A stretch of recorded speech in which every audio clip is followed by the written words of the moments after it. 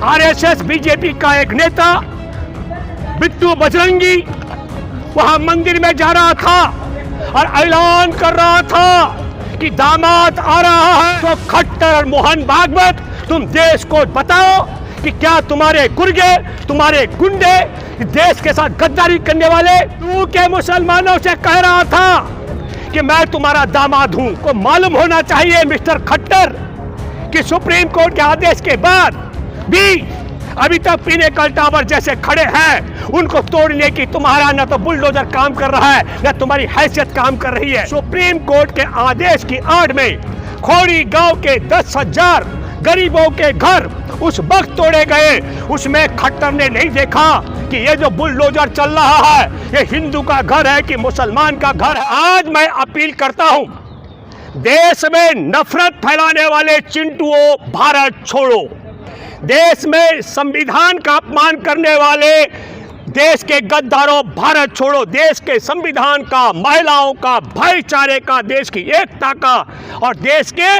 तमाम इंसानियत का अपमान करने वाले भारत छोड़ो, हिंसा करने वाले भारत छोड़ो। और मैं सल्यूट करता हूं इस मौके पर उन तमाम जाट नेताओं को, उन तमाम गुर्जर नेताओं को, उन तमाम यादव नेताओं को जिन्होंने दावा किया, जाट नेताओं ने कहा हमारा बीच नफरत फैलाने वालों के साथ नहीं था। जिन्होंने गुर्जर नेताओं ने ऐलान किया कि हमारा बीच नफरत फैलाने वालों के साथ नहीं था। यादव समुदाय ने भी कहा कि हमारा बीच नफरत फैलाने वालों के साथ नहीं था। मैं उन सबको सल्यूट करता हूं और मैं आज आपको बताना चाहता हूं, इस कथनी और करनी को आपको समझना पड़ेगा। एक महत्वपूर्ण जानकारी जून 2020 का मैं जिक्र कर रहा हूं, जब पूरा देश ताले में बंद था, तब सुप्रीम कोर्ट ने वन भूमि पर जो निर्माण हो रखे हैं उनको ढाने का आदेश दिया था। आप सबको मालूम होगा, जून 2020 का जिक्र कर रहा हूं, जब कोरोना के मामलों में 15,000 लोगों की जान चली गई थी और देश में 5 लाख का आंकड़ा छू चुका था, तब खट्टर की नालायक सरकार ने खोड़ी गांव में 10,000 लोगों को बेघर किया था। और उसी खोड़ी गांव के अंदर आज पिनेकल टावर, वेदांता का टावर और बहुत बड़ी संख्या में वहाँ होटल और तमाम बड़े बड़े क्या कहता हूँ सोसाइटियों के मकान खड़े हैं, उन पर बुलडोजर नहीं चलाया जा रहा है, जिसके संदर्भ में जुलाई 2021 में और 22 अक्टूबर 2021 में सुप्रीम कोर्ट बार बार फटकार लगा चुका है। ये आपको सोचना पड़ेगा कि सुप्रीम कोर्ट के आदेश की आड़ में खोड़ी गांव के 10,000 गरीबों के घर उस वक्त तोड़े गए, उसमें खट्टर ने नहीं देखा कि ये जो बुलडोजर चल रहा है ये हिंदू का घर है कि मुसलमान का घर है, सिख का घर है कि ईसाई का घर है या हिंदुत्ववादी चिंटुओं का घर है, क्योंकि खोड़ी कॉलोनी में भी हिंदुओं के अलावा हिंदुत्ववादी भी लोग थे। अब आपको कल्पना करनी पड़ेगी, जब पिनेकल टावर जैसे बड़ी बिल्डिंगों को गिराने का आता है तो काम नहीं होता है, और दूसरी तरफ गरीबों के 10,000 घर गिराए जाते हैं। और आज वही नूह के अंदर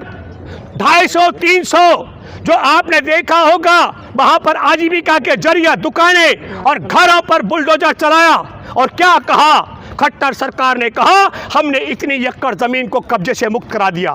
तो क्या मैं ये मानूं कि देश की आज़ादी के जंग में 1942 में अंग्रेजों भारत छोड़ो के दौरान जो आज 8 दशक पूरा हो चुका है और हमारा देश अभी अमृत काल में प्रवेश कर चुका है, तो सरकारी जमीनों को खाली कराने के लिए पहले आप धार्मिक यात्रा में अपने हथियारबंद गुंडों को खड़ा करेंगे भाड़े के, जो वहां पर आग लगाने का काम करेंगे, फिर आप दंगे कराएंगे और दंगे कराने के बाद आप बुलडोजर चलाएंगे। क्या देश ऐसी दशा में पहुंच चुका है? अरे आपको मालूम होना चाहिए मिस्टर खट्टर कि सुप्रीम कोर्ट के आदेश के बाद भी अभी तक पिनेकल टावर जैसे खड़े हैं, उनको तोड़ने की तुम्हारा न तो बुलडोजर काम कर रहा है न तुम्हारी हैसियत काम कर रही है।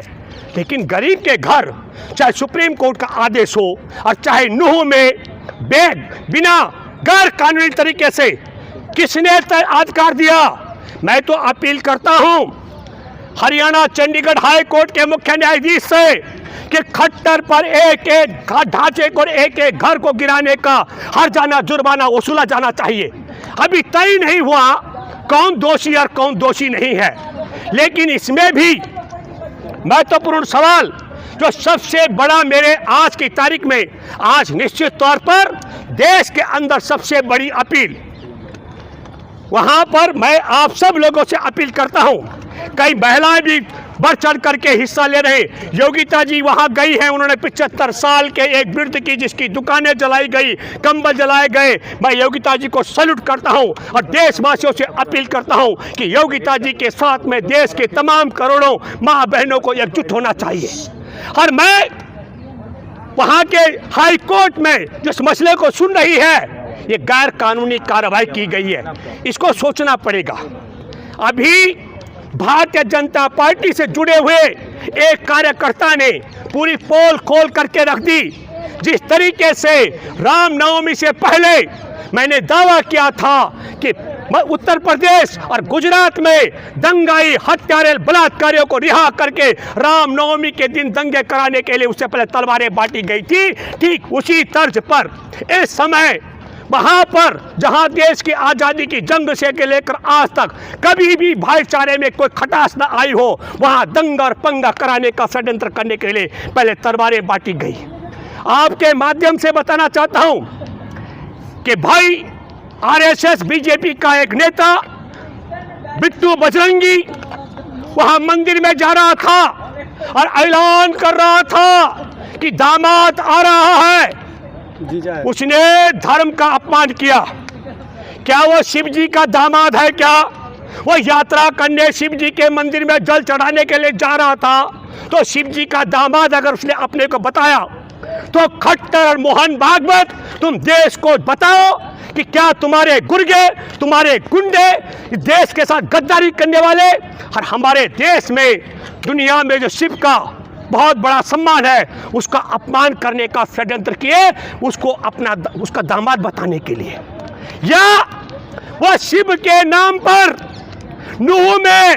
नूह के मुसलमानों से कह रहा था कि मैं तुम्हारा दामाद हूं। पूरी घटनाक्रम में निश्चित तौर पर मैं देशवासियों आपसे अपील करता हूं, अब वक्त आ गया है। मैं सैल्यूट करता हूं उन फिर दोबारा से गुर्जर नेताओं से, जाट नेताओं से, यादव नेताओं से। आपने इनका षड्यंत्र देखा? जिस समय दिल्ली में पहलवान बेटियां, मैं एक बात आपके माध्यम से कहना चाहता हूं, माना भारत की किसी दादी माँ का युवा अवस्था में यौन शोषण हुआ होगा और वो दादा भी गुजर गए होंगे, वह महिला हिम्मत नहीं करती यह बताने की कि मेरा यौन शोषण हुआ है। मैं सैल्यूट करता हूं भारत की ओलंपिक पदक विजेता बेटियों का। उन्होंने सरेआम डंके की चोट पर न केवल कहा बल्कि यौन शोषण करने वाले के खिलाफ मुकदमा दर्ज कराने, धरना प्रदर्शन करने का काम किया। और तब यौन शोषण करने वाले राजा मीर भोज के नाम पर गुर्जर और राजपूतों को लड़ाने का षड्यंत्र कर रही थी। शिव जी पर जल चढ़ाने के नाम पर मुसलमानों को जबरदस्ती बिट्टू बजरंगी की पत्नी का बाप बता करके दंगा करने का षड्यंत्र कर रहे थे। लेकिन जिस तरीके की भूमिका यादवों ने अदा की, जिस तरीके की भूमिका गुर्जर और राजपूतों को राजा भोज के नाम पर लड़ाने का षड्यंत्र करके और लोग उन्होंने फेल कर दिया, जिस तरीके की भूमिका जाट और राजपूतों को एक यौन शोषण के आरोपी को बचाने के लिए षड्यंत्र करते उन्होंने जो भूमिका अदा की, मैं सैल्यूट करता हूँ राजपूतों को, जाटों को, गुर्जरों और यादवों को। और मैं जानता हूँ कि ओबीसी और एससी, क्योंकि वो जानते हैं जब मूछ रखने पर दलितों को मारा जा रहा हो, घोड़ी चढ़ने पर मारा जा रहा हो, मंदिर में प्रवेश करने पर मारा जाता हो, तो दलित भी इनके साथ क्यों जाएंगे? तब सवाल आता है कि उस पूरे धार्मिक आयोजन में जो गुंडे थे, वो गुंडे जब जाट के बीच नहीं थे, राजपूत के बीच नहीं थे, गुर्जर के बीच नहीं थे, यादवों के बीच नहीं थे, हर एससी एसटी के बीच नहीं थे, तो शोध का विषय है क्या वो ऐसे गुंडे थे जिनके विषय में जिनके बाबा, जिनसे से अपनी पत्नी का पिता वो क्या बताता है बिट्टू बजरंगी किसी अज्ञात मुसलमान को, कुछ गड़बड़ तो है क्या?